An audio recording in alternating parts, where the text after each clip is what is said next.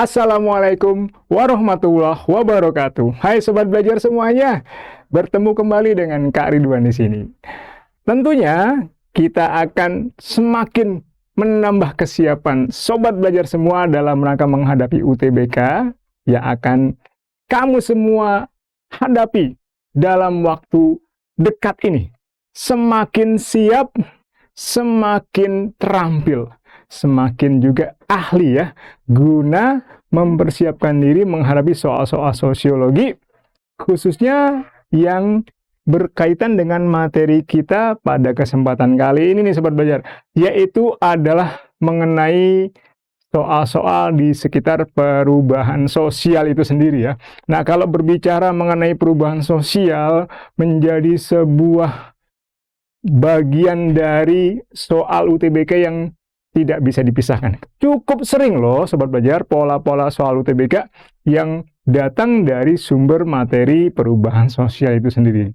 Makanya nih kita bahas pada kesempatan kali ini biar lebih mendalam lagi ya, dan sobat belajar jadi tambah menguasai materi di sekitar perubahan sosial dan kiat-kiat menghadapi soal-soal yang berkaitan dengan materi tersebut ya. Semoga sudah siap semua ya. Siap UTBK Sosiologi bentuk perubahan sosial. Seperti yang sobat belajar ketahui bahwa perubahan sosial itu merupakan proses perubahan yang terjadi pada suatu lembaga kemasyarakatan yang ada di dalam masyarakat, yang nantinya bisa mempengaruhi sistem sosial masyarakat tersebut, termasuk di dalamnya nilai, sikap maupun pola perilaku masyarakatnya loh. Bahkan lebih jauh, Pak Selu Sumarjan mengatakan perubahan pada satu lembaga kemasyarakatan akan diikuti oleh perubahan pada lembaga-lembaga kemasyarakatan yang lain. Nah, dari definisi tersebut mudah-mudahan menjadi kunci pemahaman yang paling pokok ya bagi kita semua dalam menghadapi soal-soal yang ada kaitannya dengan kategori perubahan sosial itu sendiri. Yuk kita kembangkan lagi nih sobat belajar. Perubahan sosial seperti yang Pak Selu Sumarjan telah utarakan bahwa perubahan sosial ada perubahan pada lembaga. Ingat ya sobat belajar, perubahan pada lembaga kemasyarakatan yang berpengaruh ya pada sistem sosial masyarakat, termasuk di dalamnya mencakup nilai-nilai, sikap, bahkan pola perilaku. Sebagai contoh ya sobat belajar,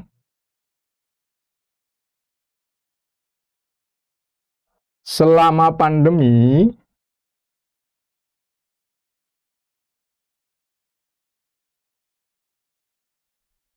terjadi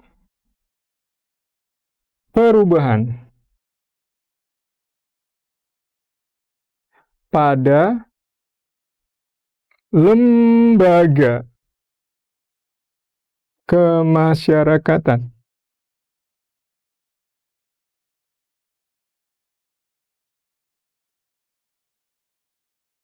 Seperti contohnya misalkan ya sobat belajar, dalam bidang kesehatan, lembaga kesehatan gitu ya, dari mulai rumah sakit, dari mulai yang namanya Kementerian Kesehatan, Kemenkes, maupun hal-hal yang berkaitan dengan dunia kesehatan mengalami dampak perubahan. Demikian juga akan juga berdampak pada nilai, sikap dan pola-pola perilaku masyarakat dalam menyikapi kondisi kesehatan, apalagi dalam rangka menanggulangi dan mencegah penyebaran wabah pandemi COVID-19 ini ya. Belum lagi dari terjadinya perubahan yang namanya pada lembaga kemasyarakatan yang khususnya tadi lembaga kesehatan sendiri akan juga berdampak pada yang namanya perilaku masyarakat selama pandemi. Yang intinya berdasarkan nilai-nilai yang berkembang di masa pandemi adalah lebih mengutamakan nilai-nilai kesehatan, lebih fokus lagi menjaga yang namanya ketahanan dan yang namanya tingkat imunitas tubuh kita. Jadi kita lebih fokus perhatian pada tubuh kita agar tubuh kita punya kemampuan ya, dan juga sistem imun yang juga kuat dan maksimal dalam rangka berupaya menangkal yang namanya virus yang kita kenal sangat berbahaya ini. Nah, ini menjadi juga bagian dari bukti bahwa perubahan pada suatu lembaga kemasyarakatan cenderung mempengaruhi nilai-nilai yang berkembang.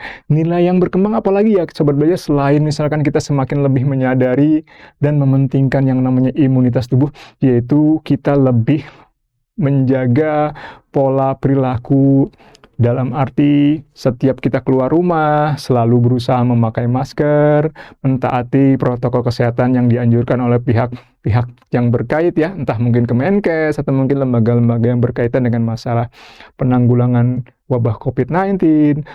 Demikian juga dengan sikap dan pola perilaku Sobat Belajar nih.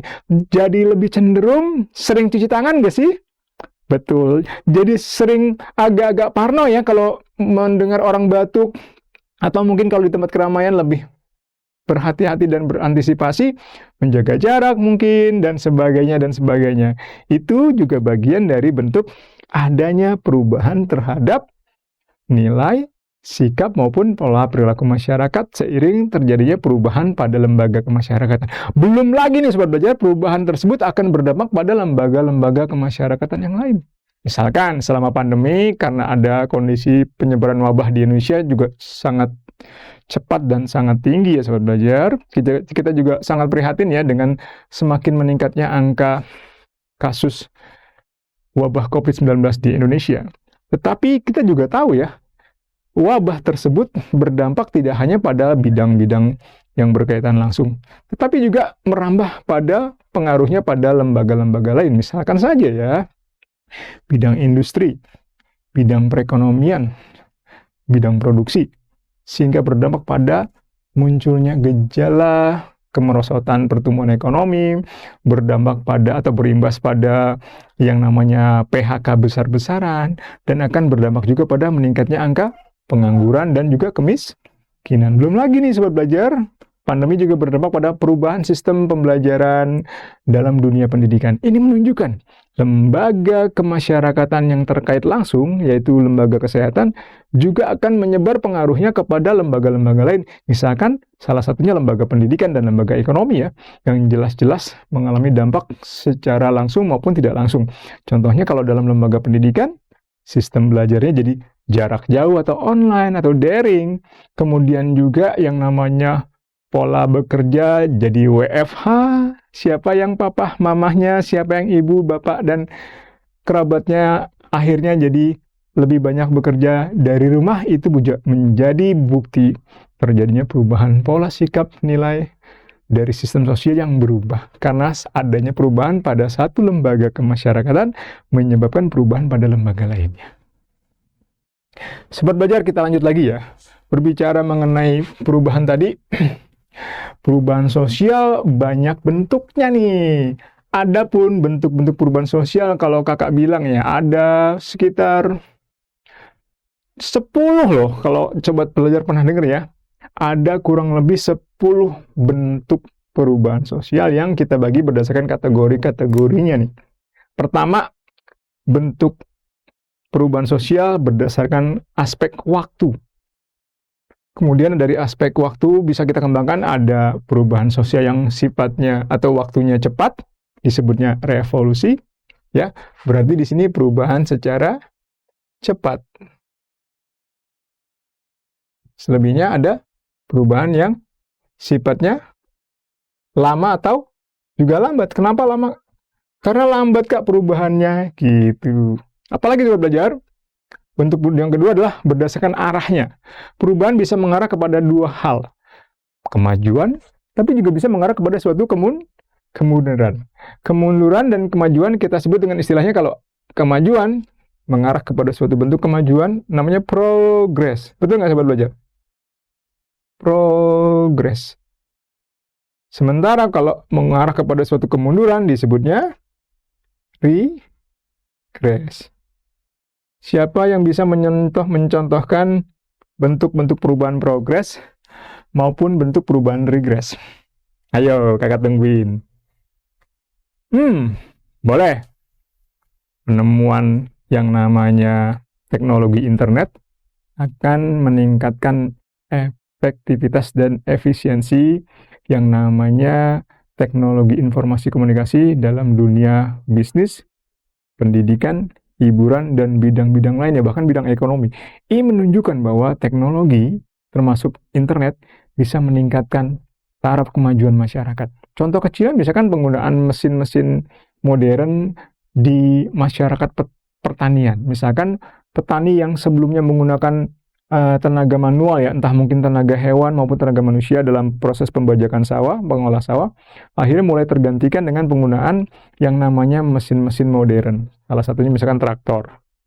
Contoh bahwa dengan penggunaan mesin-mesin modern tadi di dunia pertanian akan menambah yang namanya kemudahan proses pengolahan tanah dan akhirnya berdampak pada peningkatan hasil pertanian dan meningkatnya kesejahteraan petani. Itu kita akui sifat arahnya, maksudnya ke arah kemajuan. Demikian halnya dengan tadi internet.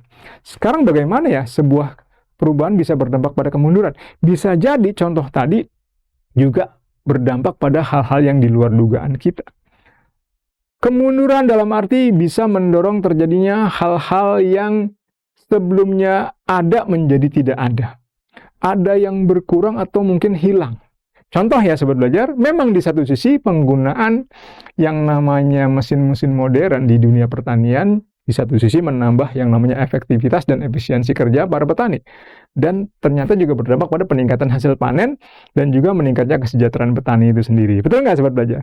Tetapi siapa yang menyangka ya, dengan diterapkannya teknologi pertanian modern, penggunaan mesin-mesin seperti traktor misalkan, ternyata di luar dugaan kita Sobat Belajar bisa menyebabkan memudarnya, bahkan hilangnya nilai-nilai yang sangat luhur, yaitu misalkan nilai-nilai kekeluargaan, kegotong royongan, kebersamaan di antara para petani.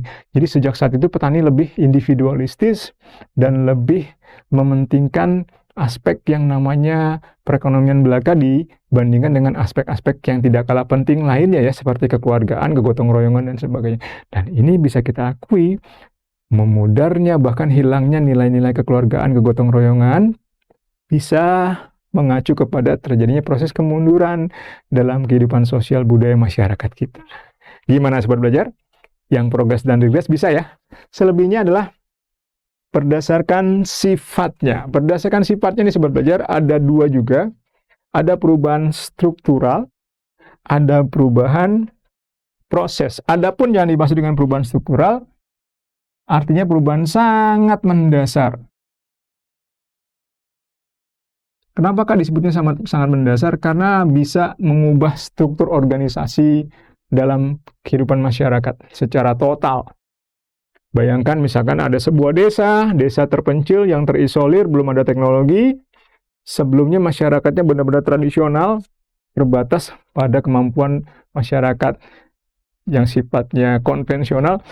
Nah, ketika suatu hari di desa tersebut misalkan ada program listrik masuk desa, bisa dibayangkan Sobat Belajar pengaruh yang bisa muncul akibat masuknya listrik ke desa tradisional tersebut. Bisa berdampak secara mendasar mengubah struktur organisasi masyarakatnya yang tadinya benar-benar tradisional bisa mengarah kepada satu masyarakat modern loh Sobat Belajar. Bayangkan deh, kita yakin ya setelah dikenalnya dan masuknya listrik di desa tersebut, nggak menutup kemungkinan masyarakatnya akan segera mengenal teknologi maju, khususnya internet, komputerisasi, yang juga akan berdampak pada bidang-bidang yang sangat luas dan mendasar.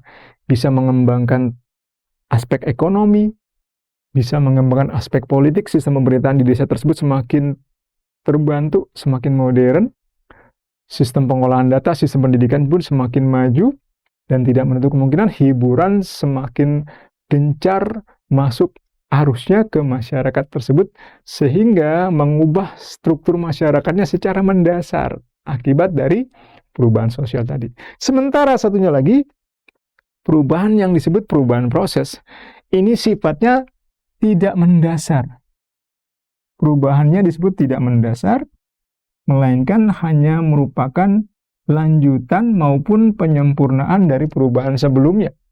Akibatnya, perubahannya nggak berdampak pada perubahan secara struktural mendasar dalam kehidupan masyarakat. Misalkan saja ya, perubahan gaya mode pakaian, gaya rambut, fashion, atau mungkin perubahan kurikulum pendidikan. Katakanlah kurikulum pendidikan Indonesia selama pandemi memang kita akui sedikit mengalami perubahan. Mungkin nggak sedikit ya, beberapa berarti udah banyak.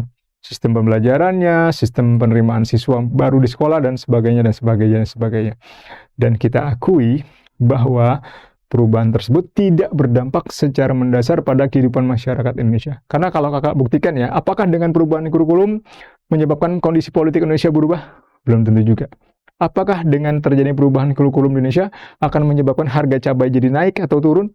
Tidak juga. Jadi sifatnya tidak mendasar, disebutnya perubahan proses. Lanjut lagi ya sobat belajar, perubahan berikutnya adalah perubahan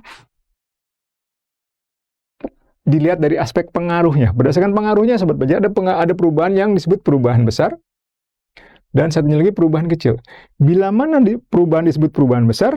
Bila berdampak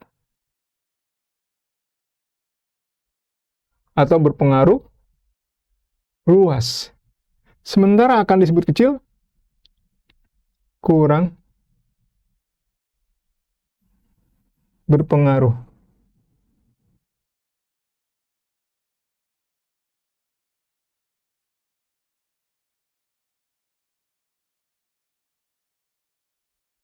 Contohnya, bila mana perubahan disebut besar adalah ketika sebuah perubahan bisa berdampak luas, berpengaruh pada segala bidang kehidupan. Tadi contohnya misalkan ya, internet bisa dikatakan pengaruhnya luas dan berdampak besar bagi kehidupan masyarakat tidak hanya di Indonesia, bahkan di seluruh dunia.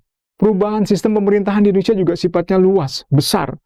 Perubahan dalam arti yang sifatnya pengaruhnya pokoknya sangat berdampak secara langsung dan luas.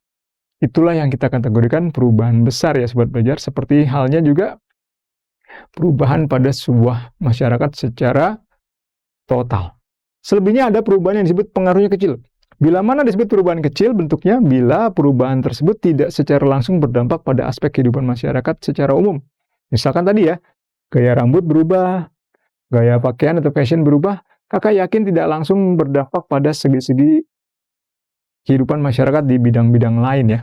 Makanya kita kategorikan sebagai perubahan kecil saja.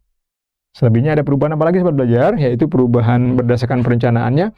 Ada perubahan yang direncanakan, ada perubahan yang dikehendaki, dan satunya lagi ada perubahan yang tidak direncanakan maupun tidak dikehendaki. Perubahan yang direncanakan butuh yang namanya perencanaan. Perubahan yang direncanakan butuh proses perencanaan. Sementara yang tidak dikehendaki tidak melalui proses perencanaan sosial. Ada perubahan yang kategorinya revolusi, terjadi dalam waktu cepat sobat belajar. Ada perubahan evolusi, terjadi lambat. Contohnya perubahan mata pencahariannya dari era agraris, era industri, dan kini kita sudah masuk ke zaman era informasi. Itu sifatnya evolutif loh sobat belajar, sangat lambat. Selebihnya ada perubahan progres, perubahan yang mengarah suatu kondisi yang mengalami kemajuan. Contohnya misalkan ilustrasinya, awalnya menggunakan tenaga manusia atau mungkin tenaga hewan, suatu ketika berkembang pada penggunaan mesin-mesin modern yang dampaknya membawa kemajuan pendapatan, kesejahteraan dari masyarakat itu. Apalagi sobat belajar, tapi juga ada perubahan yang berdampak pada kondisi kemunduran masyarakat. Misalkan saja ya, teknologi bisa menyebabkan semakin meningkatnya yang namanya sikap konsumerisme, mementingkan yang namanya kebendaan materi. Konsumsi menjadi sebuah pola pikir yang menjadi hal paling utama dalam kehidupan masyarakat maju. Ini juga bisa mengarah kepada suatu kemunduran. Kita jadi konsumen media, konsumen dari sebuah yang namanya keadaan yang membuat kita jadi terikat dan sikapnya lebih mengarah kepada perilaku konsumtif. Apalagi yang namanya sekulerisme sebagai hasil dari dampak perubahan sosial yang terjadi dalam masyarakat. Apalagi ya Kak? Nih, ada perubahan struktural yang tadi kita singgung ya, perubahan yang sangat mendasar, sehingga bisa menyebabkan perubahan pada sistem ataupun aspek-aspek yang paling mendasar dan mendorong terjadinya reorganisasi dalam masyarakat. Intinya perubahan ini bisa menyebabkan perubahan total. Masih ingat reformasi? Masih ingat revolusi berupa proklamasi 17 Agustus? Contoh juga perubahannya sifatnya struktural. Apalagi ya sobat belajar? Perubahan sistem pemerintahan, perubahan kepemimpinan di suatu negara juga kita akui sebagai perubahan yang sifatnya struktural. Perubahan proses merupakan perubahan yang sifatnya lanjutan saja. Contohnya ada perubahan kebijakan Kemendikbud RI di masa pandemi yang akhirnya menerapkan sistem pendidikan jarak jauh. Selanjutnya apa lagi? Sobat belajar, perubahan besar. Perubahan yang dampaknya di berbagai bidang seperti yang kita bilang tadi, internet kita akui berdampak secara luas. Baik dalam bidang politik, sangat terbantu kehidupan politik di Indonesia. Misalkan pengolahan data pemilu semakin secara virtual dan secara online. Dalam bidang ekonomi membantu perkembangan perekonomian nasional dan bahkan dunia. Belum lagi dalam bidang pendidikan, terbantu dengan adanya pendidikan jarak jauh secara online.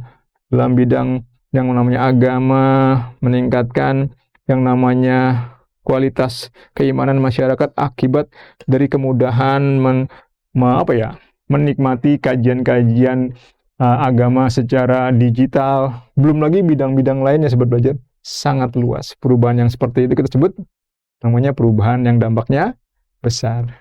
Sementara perubahan kecil adalah perubahan yang tidak membawa pengaruh secara langsung, melainkan hanya berdampak pada satu bidang saja. Seperti yang kita bilang ya, mode pakaian atau fashion berkembang tidak berdampak langsung pada bidang-bidang lain, hanya berkutat pada satu bidang saja, misalkan bidang budaya, gaya busana. Ada lagi sobat belajar, perubahan yang dikehendaki adalah perubahan yang benar-benar memang kita inginkan, kita kehendaki melalui proses perencanaan, kita sebut social planning. Melalui proses perencanaan sosial dari tokoh yang kita sebut agent of change. Proses perencanaan sosial ini menunjukkan perubahannya memang direncanakan dan dikehendaki. Contohnya apa, Kak? Bisa jadi pembangunan dan aspek-aspek yang dialami oleh masyarakat secara terencana. Yang kedua, ada perubahan yang tidak direncanakan atau tidak dikehendaki sobat belajar. Seperti kita lihat ilustrasinya ya. Jadi perubahan ini memang di luar kehendak kita, di luar kerencana dan kehendak kita, seperti misalkan salah satu contohnya adalah urbanisasi. Betapa yang namanya gejala urbanisasi menjadi sebuah yang namanya fenomena yang sangat lekat dengan kehidupan masyarakat di perkotaan.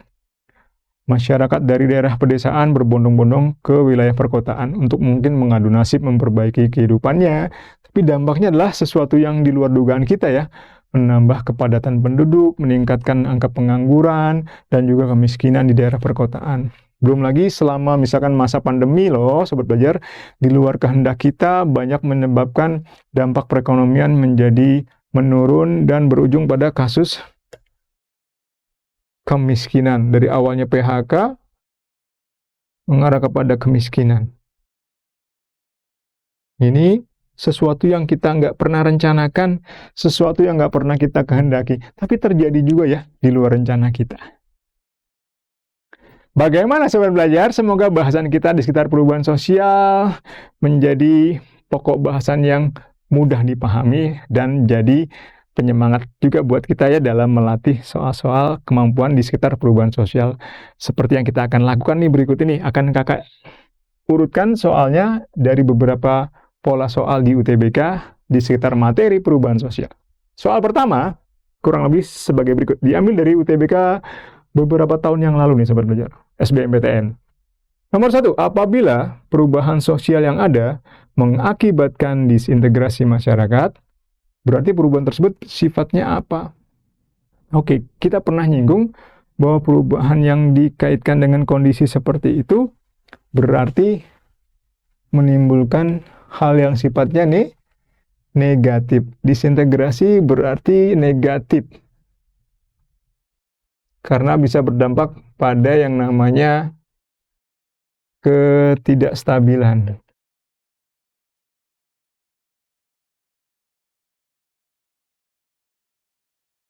Atau mungkin bisa kita sebut anomi, tidak berfungsinya norma.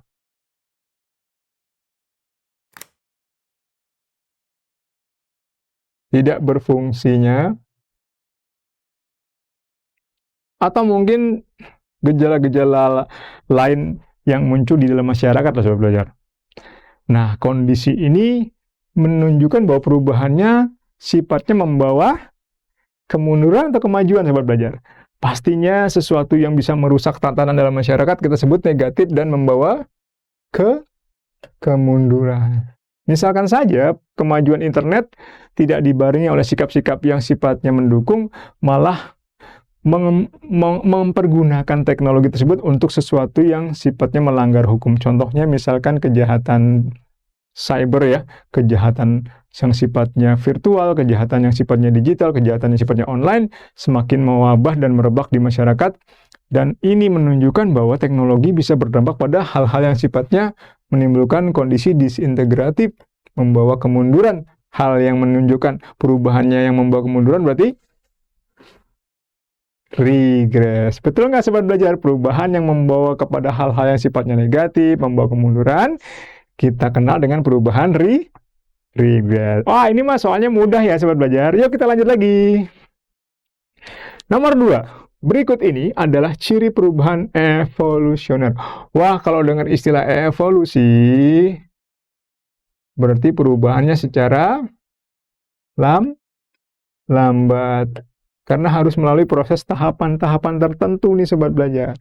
Oleh karenanya, kalau ditanya evolusioner, pasti udah kebayang ya kategorinya. Tapi ingat di soal ada kata kecuali nih sobat belajar. Berarti hal-hal yang nggak mungkin terdapat pada gejala perubahan yang sifatnya evolusioner. Nomor 1, poinnya A. Ya A gimana nih? Perubahan diawali dari bentuk yang sederhana.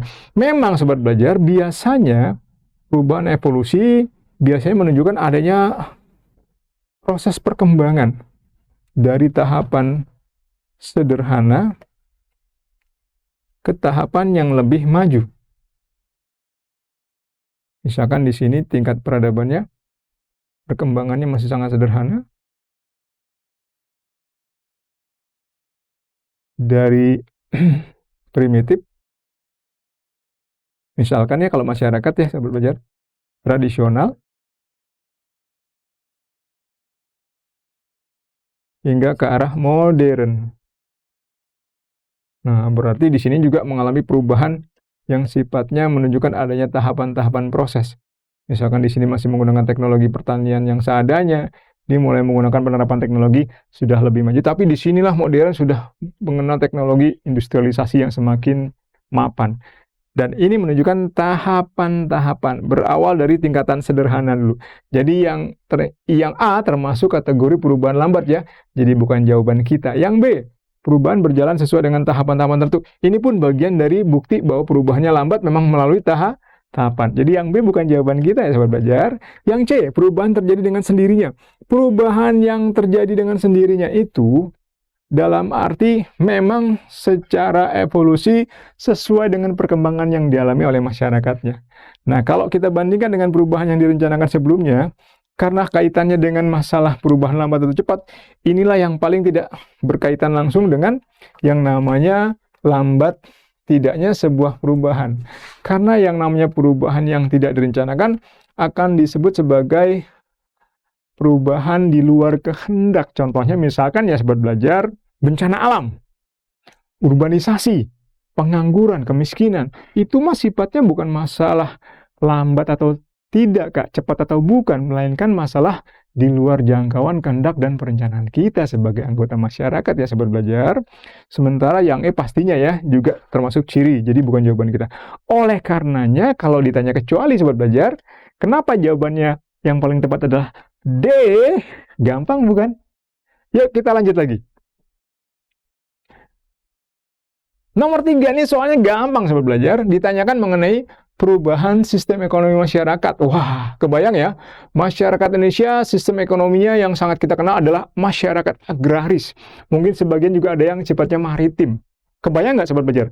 Masih banyakkah profesi petani saat ini di daerah kota-kota besar?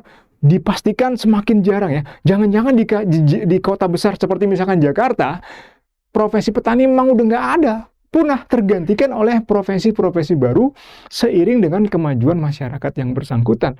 Oleh karenanya, sifatnya lebih menunjukkan perubahannya apakah cepat, lambat, atau gimana ya Sobat Belajar. Tentunya kalau kita bayangkan, proses yang dilalui sebuah masyarakat dari agraris ke masyarakat industri itu butuh tahapan yang tidak sebentar. Namanya proses tahapan itu terjadi secara kalau kita bilang secara bertahap. Dan ini membutuhkan waktu yang pastinya lama. Mungkin kalau kakak bilang, Sobat Belajar masih ingat nggak zaman kita baru merdeka? Emang kenapa kak? Di zaman Indonesia baru merdeka tahun 45, diduga mayoritas masyarakat kita memang masih banyak ya yang berprofesi sebagai petani.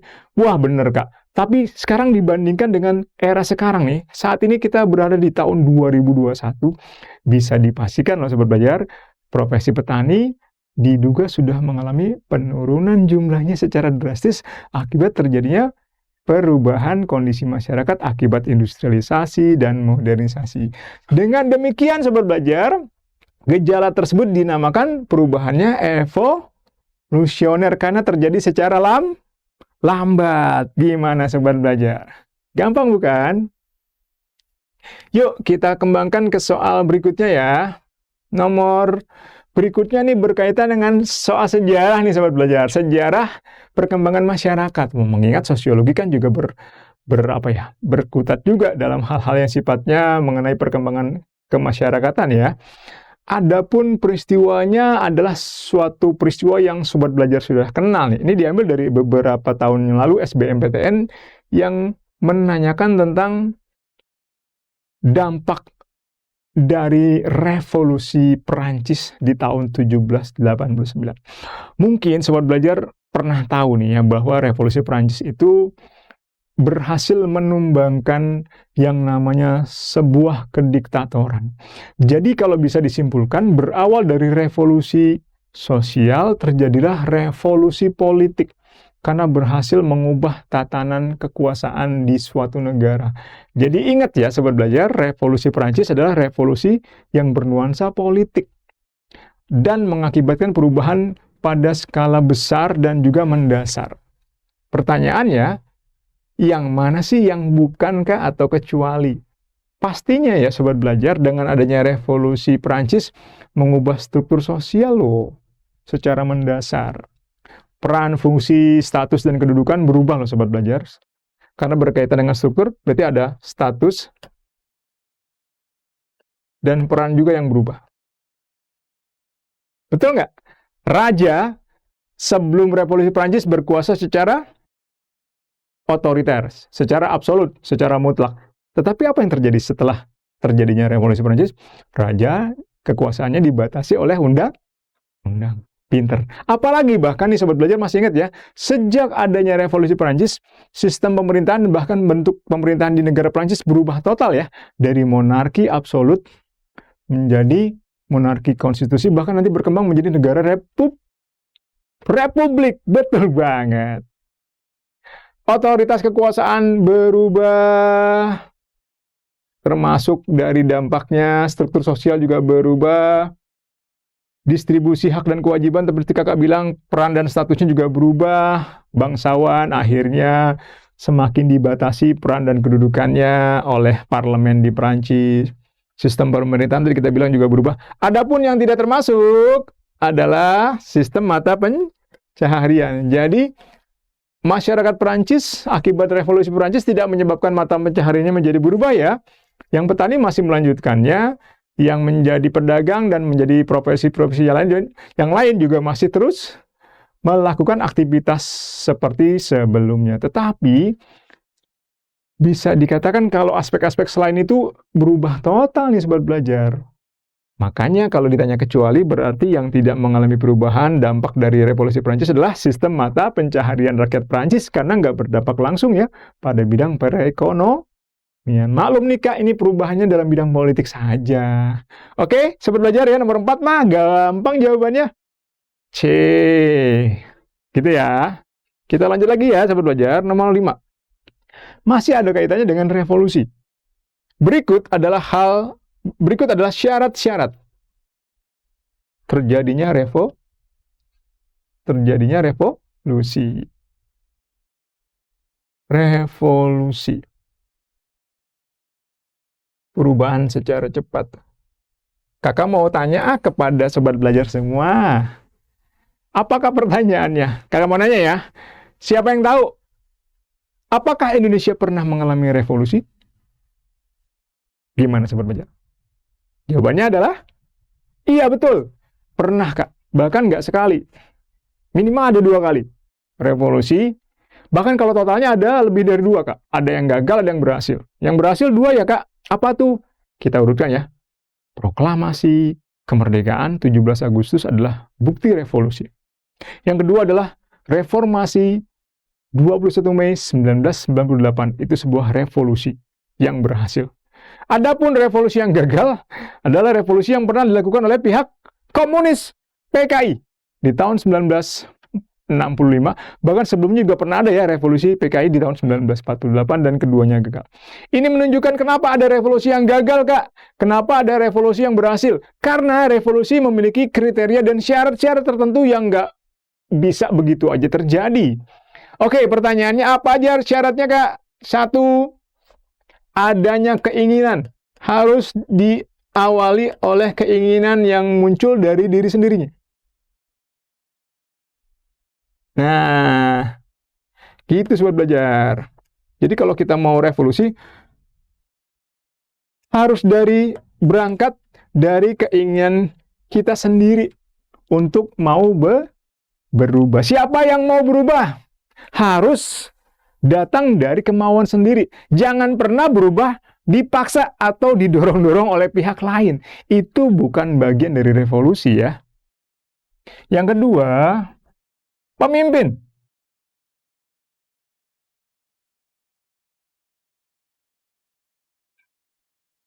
Revolusi membutuhkan pemimpin. Minimal karismatik dan bisa mengakomodir kepentingan seluruh masyarakat. Yang tidak kalah penting adalah momentum. Apa tuh momentum sobat belajar? Iya, revolusi membutuhkan waktu yang tepat. Kak, kalau syarat-syaratnya nggak terpenuhi gimana? Jawabannya 1. Gagal revolusinya sobat belajar. Tahu dari mana, Kak? Yuk kita buktikan. G30 SPKI itu contoh revolusi yang gagal. Wah, letak kegagalannya disebabkan oleh apa, Kak? Kita telusuri ya.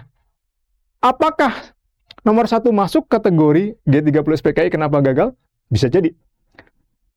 PKI ingin menyebabkan atau ingin mengubah ideologi negara kita dari Pancasila menjadi komunis. Pertanyaan kakak, apakah seluruh bangsa Indonesia ingin ideologinya diubah dari Pancasila menjadi komunis? Tidak, sobat belajar. Betul nggak? Hanya segelintir oknum-oknum PKI saja. Dan ini menunjukkan ada syarat yang nggak terpenuhi nomor 1. Katakanlah nomor 2, PKI punya pemimpin Aidit. Bahkan sebelumnya ada Musso, sangat karismatik. Tetapi kalau cuma sebatas ini doang, bahkan momentumnya juga sudah tepat. Tahun 65, itu era-era ketika komunis sedang punya pengaruh besar di dunia, baik di Eropa maupun di Asia. Tetapi entah kenapa, karena faktor ada satu yang kurang, yaitu enggak semua masyarakat Indonesia menginginkan Pancasila diganti dengan komunis. Hanya sebagian segelintir orang oknum tertentu saja. Ini akhirnya menyebabkan revolusinya gagal. Alhamdulillah ya, pemberontakan komunis gagal. Coba kalau berhasil, wah ngeri ya sobat belajar ya. Alhamdulillah, semoga ideologi Pancasila tetap lestari, berada pada setiap kepribadian masyarakat Indonesia. Lanjutnya sobat belajar, dengan demikian, kalau ditanya syarat-syarat revolusi apa saja, udah tahu. Sementara yang kecualinya mana? Pastinya nggak ada ya revolusi karena faktor luar ya. Revolusi harus berasal dari dalam diri sendiri, dari kehendak sendiri, dan bukan karena faktor didukung oleh pihak luar. Jadi jawaban yang tidak mungkin menjadi bagian dari syaratnya adalah yang B. Ini mah gampang sobat belajar ya. Yuk kita lanjut lagi cari soal yang susah. Nomor 6, perubahan sosial yang cepat. Wah, perubahan sosial yang cepat masih ingat ya sobat belajar? Seringkali mengakibatkan terjadinya apa? Oke, perubahan sosial yang cepat misalkan ada perubahan kebijakan yang begitu tergesa-gesa, terburu-buru. Misalkan pemerintah tiba-tiba saja menghapuskan subsidi BBM, mengeluarkan kebijakan yang sifatnya pro dan kontra tanpa ada sosialisasi lebih dahulu, dipastikan masyarakat jadi mengalami yang namanya guncangan. Bahkan besok-besoknya bisa jadi menimbulkan dampak pro dan kontra, muncul demonstrasi di mana-mana, seperti yang belum lama terjadi, demonstrasi buruh dan mahasiswa menentang kebijakan Undang-Undang Cipta Kerja Omnibus Law. Itu salah satu wujud terjadinya perubahan yang terjadi secara cepat dan akan mengakibatkan disintegrasi sosial, Sobat Belajar, dan juga disorganisasi sosial. Jadi batasan disorganisasi sosial dan disintegrasi sosial sebenarnya beda-beda tipis nih, Sobat Belajar. Berawal dari sebuah keadaan disorganisasi sosial ketika nilai-nilai dan norma udah mengalami kondisi perubahan terjadi dan menyebabkan nilai dan normanya udah nggak berfungsi dengan semestinya, akibatnya menyebabkan kondisi ketidaksesuaian yang bisa memicu gejala-gejala yang sifatnya negatif, perpecahan dan kemunduran. Jadi gampang ya Sobat Belajar, bila perubahannya terlalu cepat bisa menyebabkan disorganisasi dan berujung pada disintegrasi sosial. Nomor 6 ini juga masih gampang ya Sobat Belajar. Lanjut yuk. Ini pembahasannya ya Sobat Belajar sedikit. Perubahan sosial yang cepat cenderung akan menyebabkan, ini dia, pudarnya nilai-nilai dan norma. Inilah yang kita sebut disorganisasi. Bila ini terjadi, masyarakat seolah-olah nggak punya pegangan dan perilakunya jadi banyak yang menyimpang. Itulah bila mana kita sebut disintegrasi. Salah satunya bentuknya adalah perpecahan, meningkatnya kriminalitas, bahkan terjadinya konflik dalam skala besar. Oke, Sobat Belajar? Sekarang nomor 7. Perubahan berikut yang mengakibatkan perubahan struktural atau perubahan struktur sosial. Berarti maksudnya perubahan berikut ini adalah perubahan yang bisa mengubah struktur masyarakat. Artinya mendasar. Pertanyaannya, yang mana sih yang bukan? Oke, pemilihan presiden mendasar ya Sobat Belajar, dengan pergantian presiden negara secara struktural berubah. Bukan jawaban kita. Perubahan amandemen Undang-Undang Dasar 45 bisa jadi menyebabkan masa jabatan presiden bisa jadi ada agenda misalkan 3 periode bisa jadi muncul, dan itu bisa menyebabkan terjadinya perubahan struktur secara mendasar di Indonesia Sobat Belajar. Demikian juga revolusi juga menjadi bagian dari perubahan yang diakibatkan perubahan struktural, apalagi perubahan sistem pemerintah. Makanya jawaban yang kecuali adalah mode pakaian. Mode pakaian mah tidak mengubah secara struktural ya Sobat Belajar, paling mengubah gaya busana, mengubah kebudayaan masyarakat dari golongan segmen tertentu. Oleh karena itulah nomor 7 kenapa jawabannya B mah gampang ya, karena perubahan mode pakaian tidak bersifat mendasar atau bukan perubahan struktural. Gampang bukan?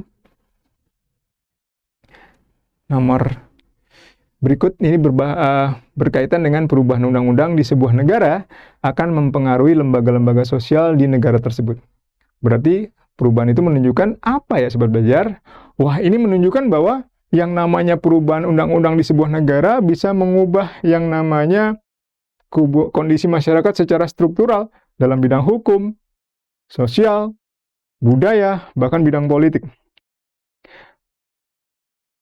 Dan ini berawal dari adanya perubahan kebudayaan yang akan berdampak pada perubahan sosial. Dengan demikian, nomor 8 menunjukkan indikasi adanya perubahan budaya, nilai-nilai yang dianut masyarakat, sehingga bisa mempengaruhi lembaga-lembaga sosial dari masyarakat tersebut. Oke Sobat Belajar semuanya, semoga pembahasan kita di sekitar materi UTBK perubahan sosial jadi membuka wawasan kamu semua ya, dan jadi nambah semangat serta kemahiran kamu menghadapi soal-soal sosiologi, khususnya materi perubahan sosial. Jangan lupa tetap rajin belajar, karena sekarang belajar itu mudah. Ayo belajar! Jangan lupa belajar, karena sekarang belajar itu mudah. Ayo belajar!